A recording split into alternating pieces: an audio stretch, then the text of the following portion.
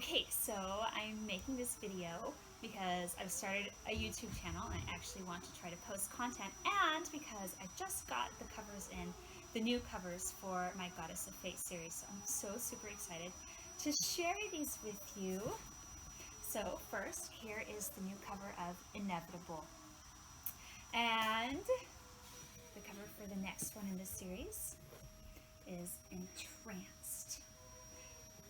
And then finally, the two books that just came out in April and May, Coercion is book 3, and the last one, Destined, is book 4. And I'm so proud of these covers. I think they're just beautiful, and they capture the feeling of mystical fantasy and romance that's in these books.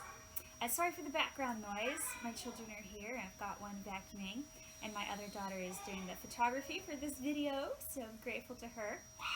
So if this were a live video, I'm not doing a live video because I don't have enough fans, and it would just be me talking to myself and nobody else there.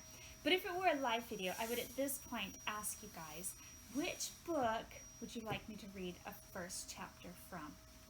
So, Sadie, my daughter behind the camera, you're the only person here watching. Which book would you like me to read a chapter from? Book 1, book 2, book 3, Destined. Book 4? Destined. She wants to hear from book 4, jumping all the way to the end. Okay, here we go from Destined, book 4 of the Goddess of Fate series.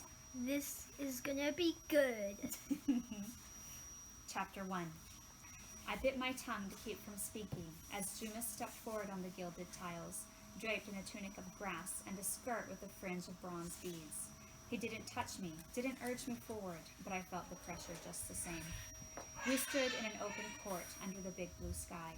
Slitteri, the celestial realm of the gods, was nestled deep within a forest thick with pines and cedars. Vines crept along the wooden pillars supporting a trellis roof, and birds rested on the open rafters. Sitting on a throne directly in front of us was Perkins. This was one of the big guys in Latvian mythology, the thunder god. Clouds boiled at the foot of his throne, and his blonde hair frayed out from his head, like he'd been rubbing his hands on a balloon and creating static electricity. Beside him sat a woman who looked to be my mother's age. I didn't want to be standing here. Only moments before, or had it been hours, I'd stood in the underworld with my boyfriend Aaron, freeing his and thousands of other souls from the clutches of Jods. But I couldn't really call Aaron my boyfriend anymore, not since I'd married Jumas. Jumas bowed himself to the marble floor, his black hair falling forward, and I did the same. I trembled, but not with awe or wonder. Serious indignation burned through my veins. "Rise," Perkins said, his voice booming through the grand hall. Jumas and I obeyed. This time he held his hand out for mine, and I let him take it. "O mighty one," he said, "I have come to present to you the reincarnated Dekla, one of the goddesses of fate. She has consented to be my wife, and in a moment of urgency, we were married." Wife, married, moment of urgency. I suppose that was what the Latvians called a shotgun wedding.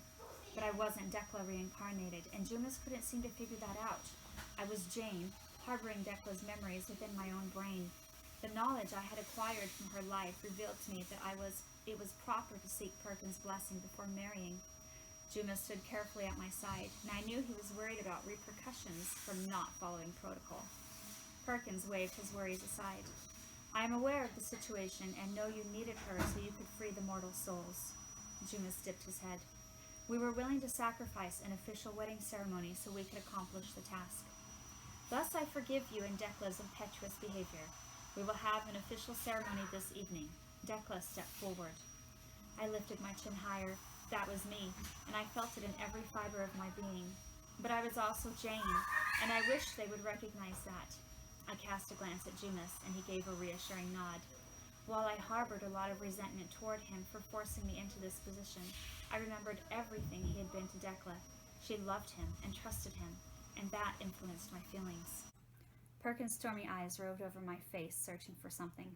Whether or not he found it, I couldn't say. "Welcome to the court, Dekla," he said. "You have been brought here at a strategic moment.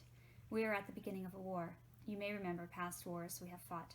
I nodded, but I didn't speak, sensing that that was not what he expected of me. "Then you also know it is possible for us to be erased, especially now that so few mortals believe in us. They have more power than they know, and Jod's, his eyes glittered dangerously when he mentioned the god's name. He understands this and is using the mortal girl to harness the power of the fates. And we know Jod's and Velns seek to destroy us. While most people don't remember us, without us, the world would be thrown into chaos. There would be no balance between life and death. His eyes pierced me keenly. You understand this, don't you? Yes, I said. I am a goddess of fate. I understand the delicate balance between life and death. He nodded, looking pleased at my response. If you have any requests, Dekla, I ask you to present them to me. I cannot grant them all, but perhaps I can help with some. There was a flicker of compassion in his eyes, and I was tempted to ask to be free of Jumis, but he would not be able to annul this marriage of mine. All right, it's been a day. Let's see if we can get through this chapter.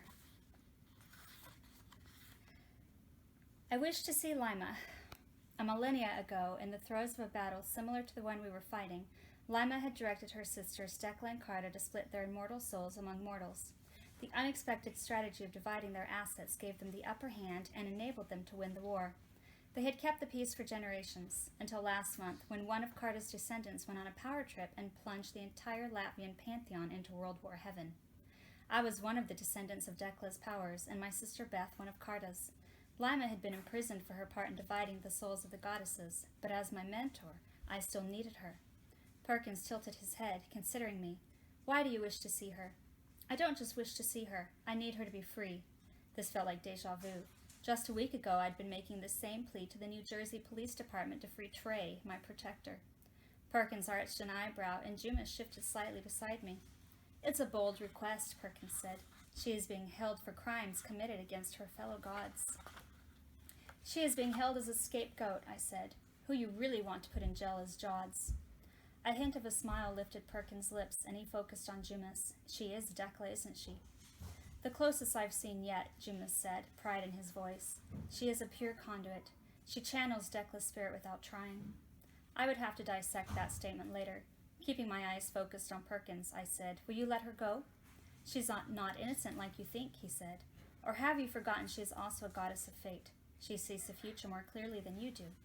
She sees all the possible futures. She couldn't know this was what was going to happen when the sisters divided their souls. She only knew that to win the war it had to be done. She is also being held for her own protection.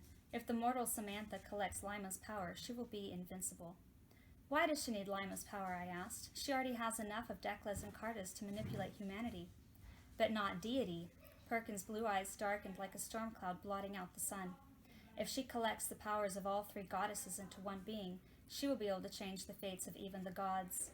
Goosebumps popped out of my arms as I realized the implications. And then she could force them to give up their powers, their own immortalities. She could end their lives. What about the lost pieces of the fates? We must count our blessings. She still has no Regana, because it takes a witch to put them back together. However, she can easily find one. She might even try to steal yours. Meredith, I scoffed. Meredith would never turn. You place more faith in your witch than I would, but I will consider your request. He waved his fingers, a little flick of the wrist, and Jumis took me by the elbow and escorted me out. That went quite well, he said, his tone pleased. The situation must be dire if Perkins accepted you so easily. I pulled my elbow out of his grasp, not accepting things as easily as Perkins. I felt the heated gaze of Jumis' eyes on me, but he did not try to touch me again. I will give you all the space and time you need, Dekla. I am in no rush. The familiar timbre of his voice soothed some of my agitation, and I sighed. He had been better than a gentleman. I was his wife now, but his hand on my elbow was as close as he had gotten to me. But my heart would not soften. Perhaps he thought an eternity of marriage would change my mind, but the agonizing heartbreak of having Aaron and then losing him would haunt me forever. And we will stop there. That's halfway through chapter 1. And all 4 books are available, so I hope you enjoy them.